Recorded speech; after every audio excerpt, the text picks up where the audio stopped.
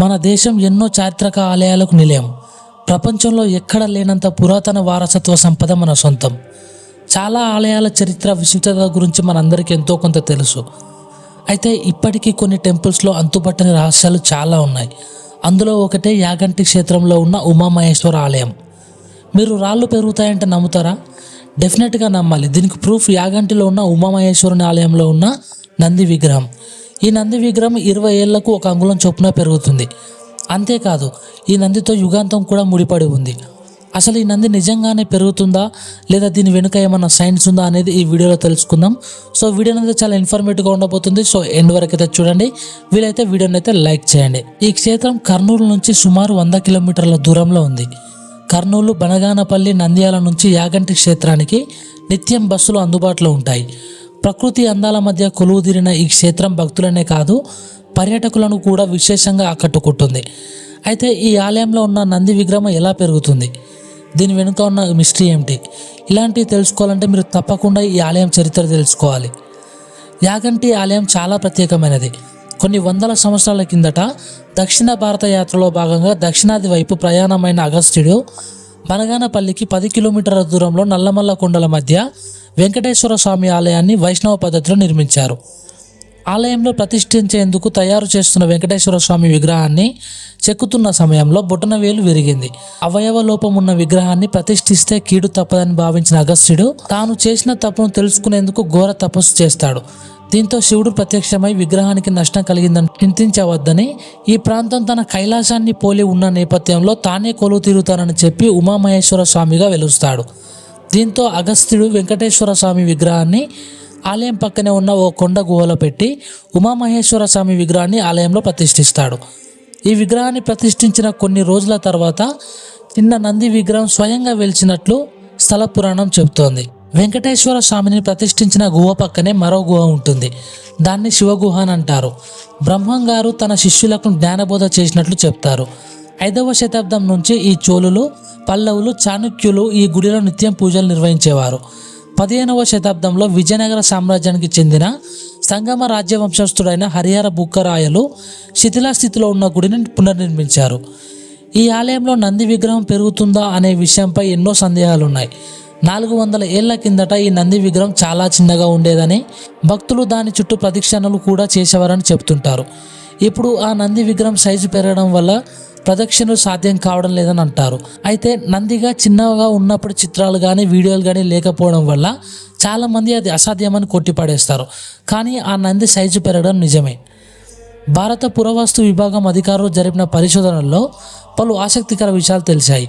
20 సంవత్సరాల వ్యవధిలో ఈ నంది విగ్రహం కేవలం 1 అంగుళం మాత్రమే పెరుగుతుంది. అంటే ఏడాదికి కేవలం 1 మిల్లీమీటర్ చొప్పున నంది ఎదుగుతోంది. నంది పెరుగుతుందా లేదా అని తెలుసుకోవడానికి ఆ ఆలయంలో విగ్రహం చుట్టూన్న స్తంభాలను చూస్తే అర్థమవుతుంది. నంది విగ్రహం పెరుగుతుందంటే తప్పకుండా చిత్రమే, ఇది మాయా అనే భావన ఏర్పడుతుంది. అయితే దీని వెనుక ఓ శాస్త్రీయ కారణం కూడా ఉంది. అది తెలుసుకోవాలంటే ముందుగా యూరోప్లోని రోమేనియాలో ఎదిగే రాళ్ల గురించి తప్పకుండా తెలుసుకోవాల్సిందే. ఈ రాళ్ళు కూడా నంది విగ్రహం కంటే వేగంగా పెరుగుతాయి. అంతేకాదు, పిల్లలను కూడా పెడతాయి. ఇది వినడానికి చిత్రంగా ఉంది కదూ. అయితే అది ఎలా సాధ్యమో చూడండి. రోమేనియాలో ఈ రాళ్ళు ఏకంగా జీవిస్తాయని చెప్పవచ్చు.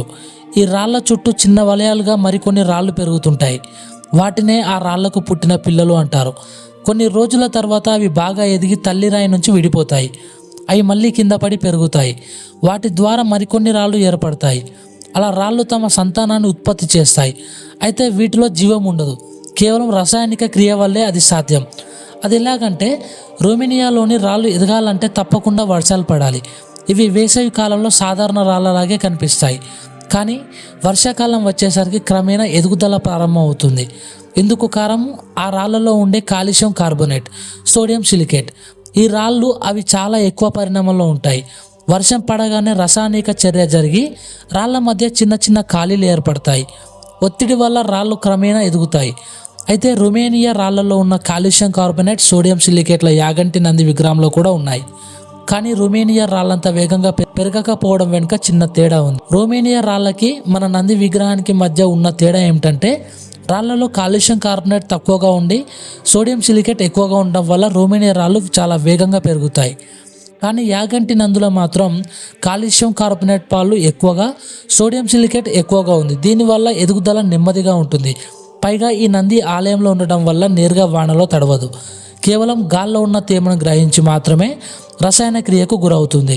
ఇలాంటి ప్రక్రియ మిగతా రాళ్లలో కూడా కనిపిస్తుందని పరిశోధకులు చెప్తున్నారు. ఈ నంది ఎదుగుదల వెనుక శాస్త్రీయ కారణాలు చెప్పిన పరిశోధకులు నిత్యం ఎదురయ్యే ప్రశ్న మిగతా శివాలయాల్లో ఉండే నందులు ఎందుకు పెరగడం లేదనేది. వాటిలో కూడా యాగంటి నంది తరహాలోనే రసాయనిక ప్రక్రియ జరుగుతుందా? అవి ఎదగపోవడానికి కారణాలు ఏమిటని చాలామంది అడుగుతారు. అయితే వీటి పరిశోధకుల వద్ద సమాధానం లేదు. పైగా ఆయా నంది విగ్రహాలపై పరిశోధనలు కూడా జరగలేదు. అందుకే భక్తులు ఇప్పటికీ యాగంటి నంది ఎదుగుదలను దేవుడి మాయేనని గట్టిగా నమ్ముతారు. కలియుగాంతంలో యాగంటిలోని ఈ నంది లేచి రంకలేస్తుందని శ్రీ వీర బ్రహ్మేంద్ర స్వామి కాలజ్ఞానంలో వెల్లడించారు. అందులో పేర్కొన్నట్లుగానే ఇక్కడి నంది రోజు రోజుకు పెరుగుతుందని భక్తుల విశ్వాసం. అంతేకాదు, ఈ నంది విగ్రహంలో జీవకళ ఉట్టిపడుతుంది. లేచి రంకెలేయడానికి సిద్ధంగా ఉన్నట్లు కనిపిస్తుంది. ఈ ఆలయంలో వద్ద ఒక కాకి కూడా కనిపించదు. దీనికి కూడా ఒక కారణం ఉంది. యాగంటి క్షేత్రంలో ఎక్కడ కాకులు కనిపించకపోవడానికి ఆశ్చర్యం కలిగిస్తుంది.